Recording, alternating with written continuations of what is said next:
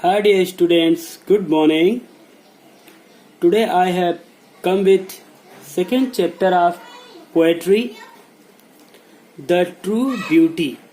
The True Beauty, composed by Sir Thomas Carew, who was born in 1595 and died in 1639. Let us read about the poet. आइए कवि के बारे में पढ़ते हैं. Know about the poet. कवि के बारे में जानते हैं. Thomas Carew, one of the Cavalier poets, was born in West Wickham in 1595. Thomas कैर्यू, जो कैवालियर कवियों में से एक थे, का जन्म पश्चिमी विकाम में 1595 ईस्वी में हुआ. The Cavalier poet, the poet who travel and write and compose, वे कवि जो यात्रा करते हैं और कविताओं की रचना करते हैं, उन्हें कैवालियर पोएट्स कहते हैं. Okay, next line. His father's name was Sir Matthew Carew, who was a master in Chancery. उनके पिता का नाम श्रीमान मैथ्यू कैर्यू था, जो चांसरी में एक अध्यापक थे, मास्टर थे. He was educated at Corpus Christi, Oxford. उनकी शिक्षा ऑक्सफोर्ड के कॉर्पस क्रिस्टी में हुई. वह ऑक्सफोर्ड के कॉर्पस क्रिस्टी में शिक्षित हुए. He got favor of King Charles I. उन्हें किंग चार्ल्स फर्स्ट राजा की शरण प्राप्त हुआ, पक्ष प्राप्त हुआ. And was appointed to an office at his court. और उनके दरबार में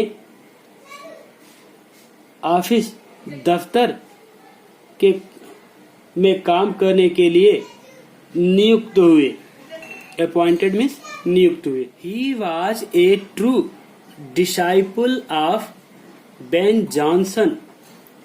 वह बेन जॉनसन के एक सच्चे शिष्य. डिसाइपल मीन्स शिष्य, चेला, ठीक, शिष्य. तो वह बेन जॉनसन के एक सच्चे शिष्य थे.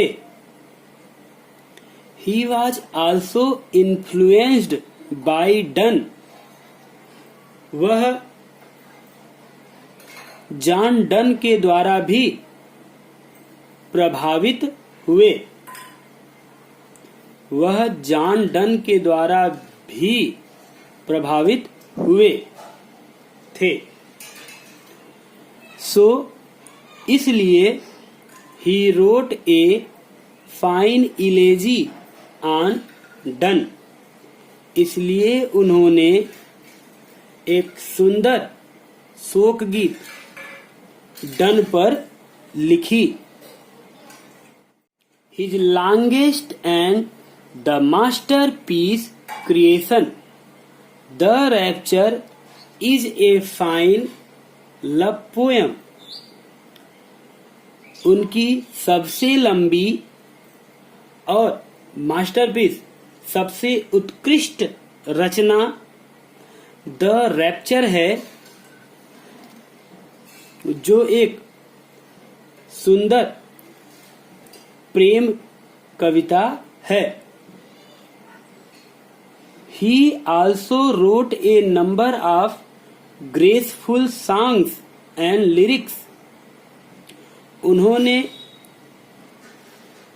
बहुत से, ए नंबर ऑफ मीन्स बहुत से, अनेकों, उन्होंने बहुत से सुंदर गीतों और लिरिक्स, शोक गीतों की रचना की है, जो है the true beauty is one of them, और द ट्रू ब्यूटी उनमें से एक है, वन ऑफ देम मीन्स उनमें से एक है ट्रू ब्यूटी।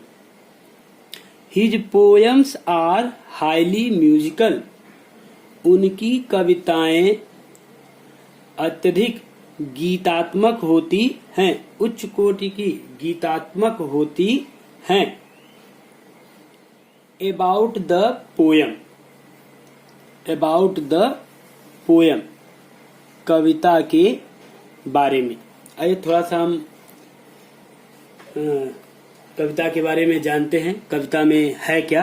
पोएम आपको भी हम रीड कराएंगे, तो आइए देखते हैं। The poet prefers spiritual beauty to physical beauty, कवि शारीरिक सौंदर्य के स्थान पर आध्यात्मिक सौंदर्य को अच्छा समझता है, को अच्छा मानता है।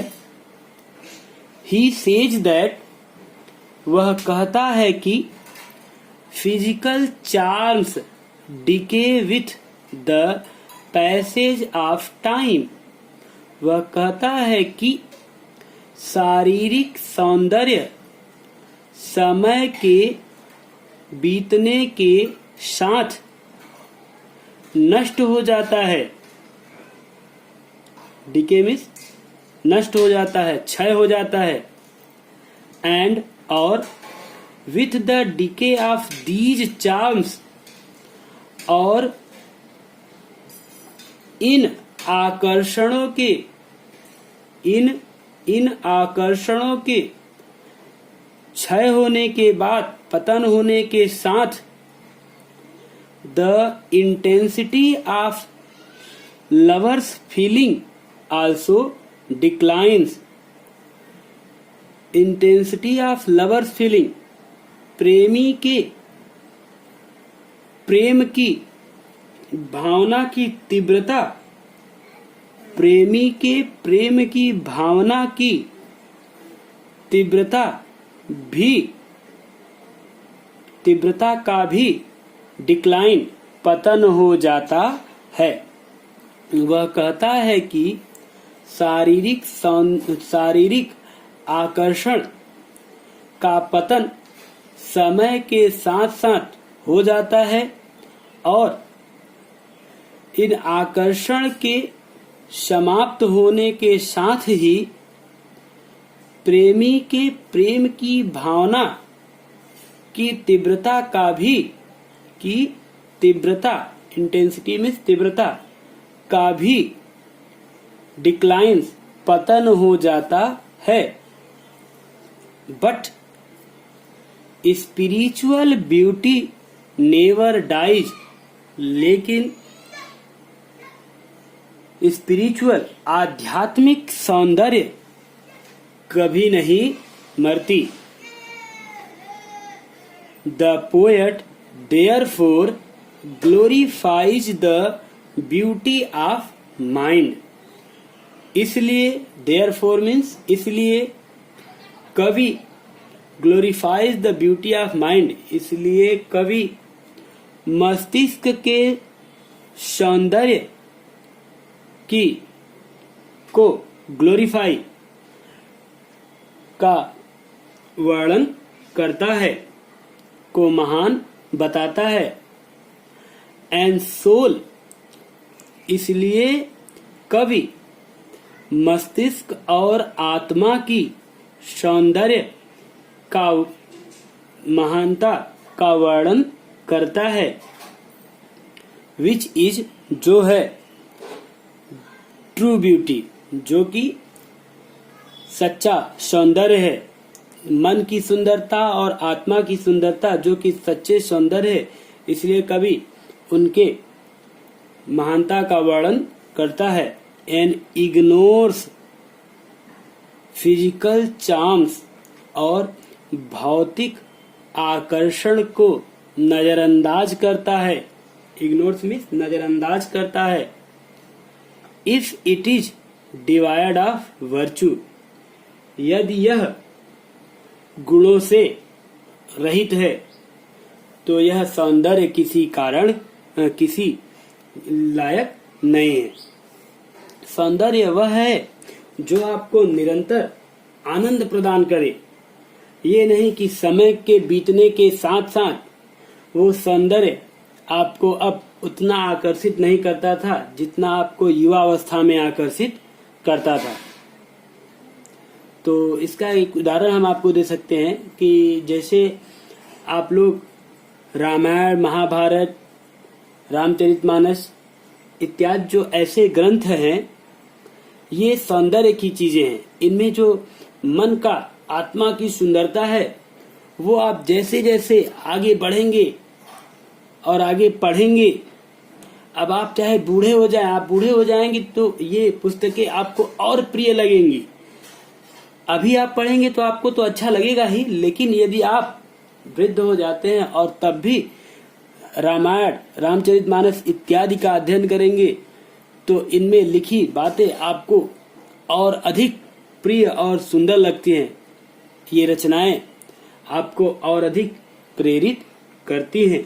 इसलिए सच्चा सौंदर्य क्या है, पहले इसको जान लेना आवश्यक है। और कवि इसी का वर्णन इस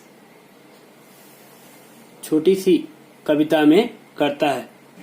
Although there are only 12 lines in this poem, although it is a short poem, but it is very meaningful. लेकिन यह बहुत अर्थों से पूर्ण है। ओके, नेक्स्ट वीडियो में हम पोएम को स्टार्टिंग से रीड करेंगे लाइन बाय लाइन और उसका एक्सप्लेनेशन भी देखेंगे।